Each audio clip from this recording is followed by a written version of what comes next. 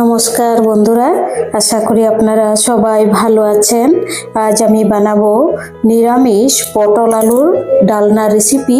তো এটি খুবই তেল মশলা কম দিয়ে দারুণ সুস্বাদুভাবে বানাবো। তো চলো দেখে নেবেন এটি আমি কিভাবে বানাই। আর আরেকটি অনুরোধ আপনাদের কাছে, আমার ভিডিওটি যত পারেন খুব বেশি করে শেয়ার করবেন এবং সাবস্ক্রাইব করে আমার পাশে থাকবেন। আমি খুবই অসহায়, কারণ আমার মাথার উপরে ছাদ নেই, সেটি হচ্ছে সবচেয়ে বড় বিপদ। আমার মাথার উপরে ছাদ নেই, আমরা দুইজন মেয়ে লোক থাকি একাই। তো আমাদের কেউ নেই, আর আমার একটি মেয়ে আছে এবং আমি। তো এর জন্য আপনাদের কাছে অনেক অনেক অনুরোধ যে আপনারা আমার ভিডিওটি যত পারেন শেয়ার করবেন, আমি যাতে এই ইউটিউব চ্যানেলে সফল হতে পারি এবং সফল হওয়ার পর আমি যাতে মাথার উপরে একটু ছাদ বানানোর চেষ্টা করতে পারি। সেই রাস্তাটুকু আপনাদের কাছে আমার অনুরোধ, সেই রাস্তাটুকু আপনারা এটি করে দেবেন। আর ভগবানের কাছে আমরা দুজনের জন্য প্রার্থনা করবেন, আমরা যেন কোনো বিপদে না পড়ি। আজ আমি অনেক বছর ধরে এরকমভাবেই সমস্যার মধ্যে আছি। খুব কষ্ট করে এই ভিডিওর রেসিপিগুলো আমার কিনে এনে বানাতে হয়। তো কি করব, এখন গরমও প্রচুর। গরমের মধ্যে এই গ্যাসের উপরে মোবাইল নিয়ে ধরে রান্না করা খুবই বিপজ্জনক। আগুনও লেগে যেতে পারে, আমার নাকে মুখে ফেটেও যেতে পারে মোবাইল, এরকম আমি কন্ডিশন দেখেছি। তো যাই হোক, চলুন এবার দেখে নেবেন। এখানে আমি প্রথমে 500 গ্রাম পটল নিয়েছি, একদম ফ্রেশ দেখতে পাচ্ছেন। পটলগুলি প্রথমে আমি জলে ধুয়ে নিয়েছি পরিষ্কার করে। এবার কেটে নেব পটলগুলো। দেখুন কেমন ভাবে আমি কাটি।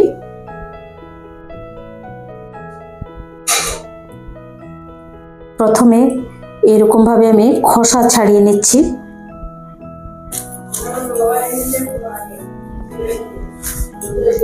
একবার আমি সবজিটি কাটার আগে একবার ধুয়েছি এবং কাটার পর আরেকবার ধুবো। এই খোসা ছাড়ানোর পর আরেকবার ধুয়ে নেব।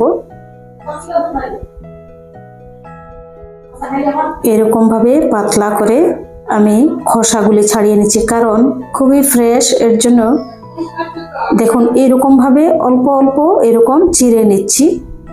এরকম সুন্দর হবে রেসিপিটি এবং এই পটলের ভিতরে মশলাগুলো অ্যাবজর্ব করবে, খুব ভালো লাগবে খেতে। এর জন্য এরকম ভাবে আমি চিড়ে নিচ্ছি একটু একটু। দেখুন দারুণ সুন্দর, এবং ভাজার সময় ভাঙবে না, একদমই ভাঙবে না ভাজার সময়। আর খুব তেল মশলা কম দিয়ে আমি বানাবো, কিন্তু খেতে অসাধারণ অসাধারণ। আপনারা বিশ্বাস করুন আমার কথাটি।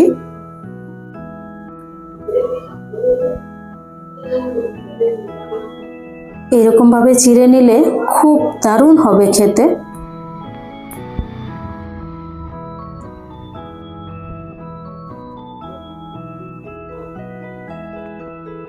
দেখুন কত সুন্দর হয়েছে। এবার সামান্য একটু হলুদ এবং সামান্য একটু নুন দিয়ে এটি মেখে তারপর একটু ভেজে নেব।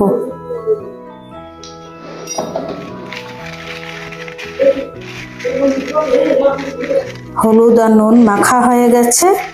এখন এটি 2 মিনিট রেখে তারপর মশলা নিয়ে নিচ্ছি। দেখুন 3টি কাঁচা লঙ্কা, 2 টুকরো আদা এবং ছোট্ট একটি টমেটো। এই যে এখানে একটি টমেটো দিয়ে এটি খুব মিহি করে বেটে নেব। এবার এখানে দেখুন 4টি পাঁপড় 2 চামচ তেলের মধ্যে ভেজে তুলে নিচ্ছি। বেশি তেলও দেব না এবং মশলাও দেব না বেশি। কিন্তু এই যে পাঁপড়গুলো ভাজা হয়ে গেছে, তেল মশলা কম কিন্তু দারুণ সুস্বাদু হবে। এবার একটি আলু এখানে ভেজে নিচ্ছি এই পাঁপড় ভাজা তেলের মধ্যেই। এবার দিয়ে দিচ্ছি সামান্য একটু নুন, একটু সামান্য হলুদ। মোবাইলটি কড়াইয়ের সামনে, আগুনের সামনে নিতে পারছি না, দূর থেকে ধরে রাখছি বাঁ হাতে। আলু ভাজা হয়ে গেছে। এবার এই আলু ভাজা তেলের মধ্যেই পটলগুলো ভেজে নেব। আর এক্সট্রা করে এখানে তেল দেব না আর। পটলও ভাজা হয়ে গেছে, এবার পটলগুলি তুলে নেব। এখন অল্প একটু কাজু কিশমিশ ভেজে নিচ্ছি। এবার দিয়ে দিচ্ছি অল্প একটু গোটা জিরে, গোটা গরম মশলা, তেজপাতা, শুকনা লঙ্কা। ফোড়নগুলি একটু ভাজার পর এবার দিয়ে দিচ্ছি এখানে 2 চামচ জিরে পাউডার, নিজে পাউডার করেছি। এখানে 1 চামচ লবণ, আধা চামচ হলুদ আর আধা চামচ কাশ্মীরি লাল লঙ্কা পাউডার। এখানে আরেকটি ছোট টমেটো অল্প ছোট করে কেটে দিয়ে দিচ্ছি। দিয়ে এবার 10 মিনিট খুব ভালোভাবে কষিয়ে নেব। কষানোর পর এই যে বেটে রাখা আদা, টমেটো, কাঁচা লঙ্কা এটি দিয়ে দিচ্ছি। এখন আরও 10 মিনিট খুব ভালোভাবে কষিয়ে নেব যাতে কাঁচা গন্ধটা চলে যায়। কষানো হয়ে গেছে, এবার দিয়ে দিচ্ছি 3 ভাগের 1 ভাগ শাহি গরম মশলা পাউডার। এখন আরো 2 মিনিট এরকম ভাবে কষিয়ে নেব।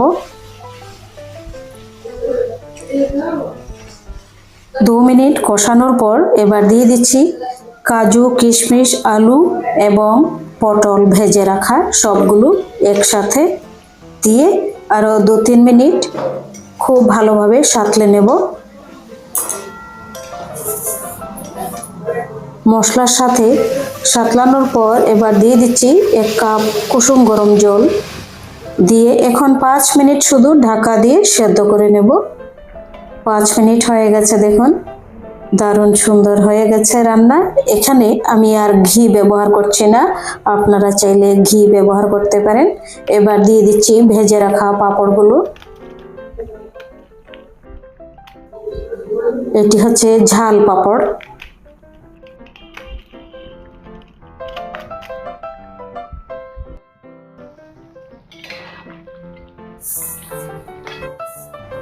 হয়ে গেছে রান্না। আপনাদের যদি রেসিপিগুলো ভালো লেগে থাকে চ্যানেলটি সাবস্ক্রাইব করবেন, লাইক করবেন, শেয়ার করবেন, কমেন্ট করে জানাবেন অবশ্যই। আর এই গরমের মধ্যে এরকমভাবে রান্না করে খেয়ে দেখবেন, খুবই ভালো লাগবে, খুব তৃপ্তি করে খেতে পারবেন আপনারা এবং শরীর খারাপ করবে না, একদম গ্যারান্টি। দেখুন তরকারিটি আমি একটি পাত্রে ঢেলে নিচ্ছি। খুব তেল মশলা কম কিন্তু খেতে একদম অসাধারণ, খুব সুন্দর সুসিদ্ধ হয়েছে এবং মশলাও পরিমাণ খুব সুন্দর হয়েছে দেখুন। আর আপনারা যদি আমাকে সাহায্য না করেন আমি সফল হতে পারবো না, কারণ আমার সবচেয়ে বড় বিপদ হচ্ছে মাথার উপরে ছাদ নেই, মাটিও নেই। মাটি থাকলেও তবুও একটা টিন ফিন দিয়ে একটা ঘর বানানো যেত, কিন্তু মাটিও তো নেই। আমি কিভাবে ঘর বানাবো বলুন, মাটিও নেই। আমি শুনেছি মাটি থাকলে গভর্নমেন্টেও নাকি ঘর বানিয়ে দেয়, কিন্তু আমার তো মাটি নেই। তাহলে কিভাবে আমি গভর্নমেন্টের কাছেই আবেদন করব যে আমাকে একটা ঘর বানিয়ে দেন, কারণ আমার মাটি নেই। সবাই ভালো থাকুন, সুস্থ থাকুন।